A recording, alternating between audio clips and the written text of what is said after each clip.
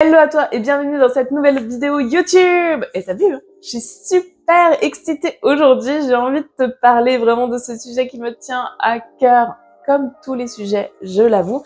Mais aujourd'hui, voilà, j'ai rencontré Alissa la semaine dernière qui m'a parlé de ses dépenses et notamment dans le développement personnel, le fait qu'elle ait investi plus de 35 000 € dans le dev perso. Et je vais t'expliquer pourquoi absolument c'est son syndrome de la gentille fille qui a agi derrière tout ça. Mais avant ça, je t'invite à aller activer le bouton abonne-toi et la cloche pour ne rien manquer de ces vidéos. Moi, je m'appelle Claire, je suis coach de vie dans le syndrome de la gentille fille et j'aide les femmes à s'affirmer avec gentillesse et juste sérénité. Si ça te parle, n'hésite pas vraiment à me suivre, à liker cette vidéo, à me faire un petit coucou dans les commentaires pour me dire que tu es passé par là. En attendant, je vais te redonner un petit peu de contexte quand même. Je te fais la suite, c'est-à-dire qu'ensuite on va parler du syndrome de la gentille fille dans ce cadre-là, et puis à la fin, je te donnerai quand même des solutions. Le contexte, je te l'ai dit, Alissa est venue me voir la semaine dernière en appel découverte. Tu peux prendre ton appel juste en dessous toi aussi. Bref, elle est passée et puis du coup on a parlé de sa situation de gentille fille.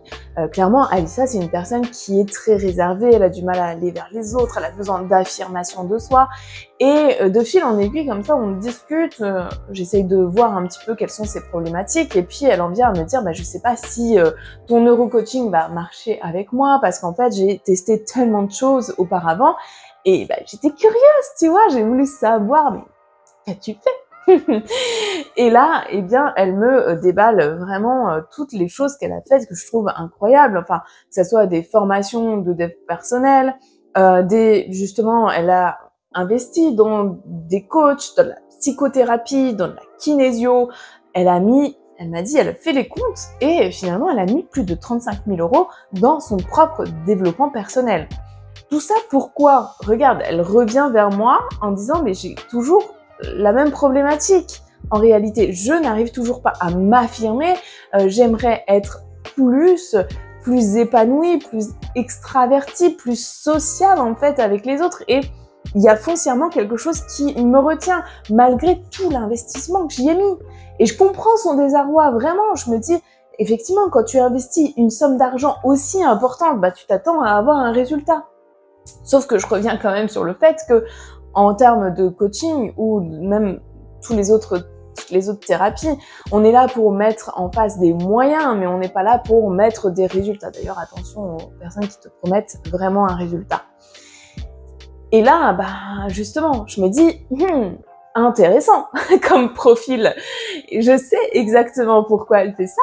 Et je sais exactement que c'est son syndrome de la gentille fille qui est derrière. Je vais te l'expliquer en long, en large, en travers, mais quand même, il fallait que tu comprennes d'où part Alicia et ce qu'elle pense aujourd'hui. D'ailleurs, si toi aussi tu penses que les coachings, thérapies, etc. ne fonctionnent pas bien et que tu as le syndrome de la gentille fille, frotte-toi les mains, ça va être intéressant.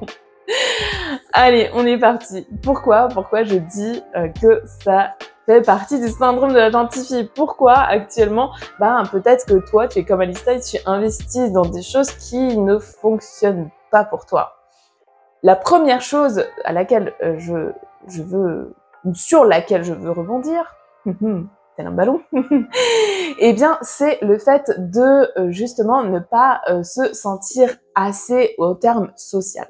En fait, tu l'as vu précédemment, c'est-à-dire dans ce que je viens de te dire et dans le discours que je viens d'énoncer, du coup, que Alissa, elle se sent pas assez sociale. Quand tu t'en sens pas assez quelque chose, en fait, tu vas aller chercher une réponse. Quand tu as un manque, tu vas chercher justement à combler ce manque. Et qu'est-ce que tu vas faire? Tu vas acheter, tu vas vraiment aller vers quelque chose qui est censé combler ce manque de ne pas être assez. Et ça, c'est typique du syndrome de la gentille fille. Déjà, on ne se sent pas assez parce que psychologiquement parlant, dans l'enfance, on était déjà cette personne qui ne se sentait pas assez. Peut-être on était trop vulnérables et du coup, on n'était pas assez par rapport à d'autres personnes et nos parents nous ont bien fait sentir que c'était pas assez, les notes t'étaient pas assez, t'étais pas assez ci, assez ça, et puis tu vas à l'école et puis t'es toujours pas assez, il faut être dans une norme où il faut être toujours plus. Eh bien, voilà, là, ça s'est développé, ça se surdéveloppe et du coup, pour paraître assez, à un moment donné, tu vas investir de l'argent financièrement, même de l'argent parfois que tu n'as pas. Et ça, c'est le gros danger pour toujours te développer, essayer d'être plus. La deuxième chose qui rebondit par rapport à ça, c'est justement le besoin d'être parfaite. Parce que au final, tu as besoin d'être toujours plus, on est d'accord, mais de combler les zones d'ombre. T'as pas envie qu'on les voit, ces zones d'ombre-là. Pourquoi? Parce que t'as pas envie d'être rejeté par rapport à ces zones d'ombre. T'as pas envie d'être abandonné parce qu'en fait, on voit à l'intérieur de toi que t'as un problème ou que tu es triste. T'as pas envie d'être triste parce que la gentille fille, elle est jamais triste en fait. Elle est toujours de bonne humeur. Elle est toujours la personne sur qui on peut compter. Et du coup, ça m'amène même au troisième point que je veux aborder, c'est-à-dire être le pilier, être celle qui résout. C'est-à-dire que plus tu en apprends sur un sujet, notamment sur le développement personnel, plus tu deviens la sage. La personne sage sur qui on peut compter, la personne sage qui va savoir résoudre ton problème. Et là aussi, ça fait partie du syndrome de la gentille fille qui veut tout le temps être là pour les autres, qui veut être un pilier et qui va même apprendre des choses. En fait, elle avait aucun intérêt de les apprendre, tu vois. C'est comme si quelqu'un s'intéressait à la mécanique. Toi, t'en as rien à foutre de la mécanique. Mais à cause de ton syndrome de la gentille fille, eh ben, qu'est-ce que tu vas faire? Tu vas apprendre la mécanique. Rien à voir, quoi. C'est pas ta passion, la mécanique. Alors, pourquoi t'apprends la mécanique? Tout simplement parce que tu veux faire plaisir. Tout simplement parce que tu veux trouver la solution. Je m'énerve. Mais non, quoi. Faut arrêter à un moment donné. Il y a aussi le fait que une partie de toi a aussi envie de changer. Hein. Là, on l'a vu, c'est très difficile finalement d'avoir ce syndrome de la gentille fille, d'être toujours en retrait, d'avoir toujours peur, etc. Mais tu sais, tu veux changer dans le bon sens et devenir une référence. Alors ça, on l'a vu par rapport au fait d'être une référence, par rapport justement à ce côté... être plus, avoir appris, être guide, etc. pour les autres. Mais il y a aussi ce côté où toi tu changes, toi tu essayes d'améliorer les choses, toi tu es l'abeille qui œuvre pour butiner les autres fleurs et qu'il y ait une biodiversité dans ce monde, c'est beau. Bref, tu vois ce que je veux dire. Et il y a ce côté-là où justement t'as envie d'être apprécié, d'être attaché, qu'il y ait de la proximité par rapport aux autres. La dernière chose aussi dont je veux te parler, qui fait partie du syndrome de la gentille fille finalement, c'est l'idée de mérite en fait. Malgré tout, essaye de regarder, justement, est-ce que tu mérites d'être élevé socialement? Est-ce que le fait de payer, c'est le fait de mériter un résultat? Et ça aussi, ça va faire partie du syndrome de la gentille fille. Cette notion de mérite est très subtile ici, mais je t'invite quand même, parce qu'on n'en parle pas suffisamment, de te dire, ouais, est-ce que finalement je pense que quand je paye quelque chose, je mérite un résultat, ou est-ce que finalement je mérite pas? Dans tous les cas, en fait, dans tout ce que je viens d'énoncer ici, il faut bien se rendre compte que ton syndrome de la gentille fille, pour tous les investissements que tu vas faire, il y aura de l'auto-sabotage, en fait. Ce qu'on appelle de l'auto-sabotage. Il y en a qui y croient, il y en a qui y croient pas, bref, peu importe. Moi, ce que je vois, c'est que tu as investi une somme d'argent dans quelque chose et finalement, cette somme d'argent, tu n'as pas le résultat escompté. Et c'est pas forcément la faute de l'autre, hein, c'est ce qu'on a vu aussi. C'est aussi parce que finalement, une partie de toi te maintient dans ce syndrome de la gentille fille, dans le sens où qu'est-ce qui se passerait réellement si tu atteignais les résultats que tu souhaites avoir? Ça te fait peur. En réalité, il faut bien comprendre ça, c'est que ton syndrome, il va te maintenir dans la gentille fille, l'étiquette, l'image, l'identité à laquelle tu t'es accroché depuis tellement d'années. Imagine si maintenant tu devenais la femme affirmée. Imagine si maintenant tu devenais super comme tu l'imagines en fait. Épanouie, vraiment sans problématique propre, qui sache résoudre, qui soit le pilier, mais en même temps sans être trop, etc. Eh bien, tout ça, une partie de toi en a très très peur en réalité. Elle ne veut pas aller dans cette direction-là. Ce qui fait que tu vas créer des mécanismes que tu as toujours mis en place en fait, qui vont revenir inlassablement. Et tu sais, c'est un peu l'effet yo-yo, tu tires comme ça sur la corde et finalement tu reviens quand même au même endroit et c'est tellement chiant, on va pas se mentir. Comment sortir de cet auto-sabotage? Déjà, dans un premier temps, il faut que tu vois ce schéma. Tu peux pas passer à côté de ça en fait. Il faut vraiment que tu arrives à discerner, ok, là je vois que à chaque fois que j'investis dans quelque chose et que je n'ai pas le résultat escompté, eh bien en réalité je mets tel schéma en place.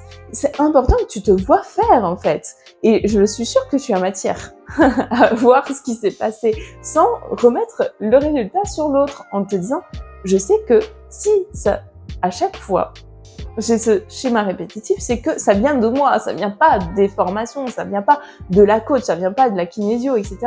Ok, j'ai pas le résultat escompté parce qu'il se passe quelque chose qui crée cet auto-sabotage et ce quelque chose, ben c'est moi, tout simplement. Donc qu'est-ce que je mets en place à ce moment-là? Comment je réagis face à tout ça? Est-ce que j'ai une partie de moi qui y croit? Est-ce que j'ai une partie de moi qui n'y croit pas? Et d'essayer de voir justement tout ce que j'ai mis en place.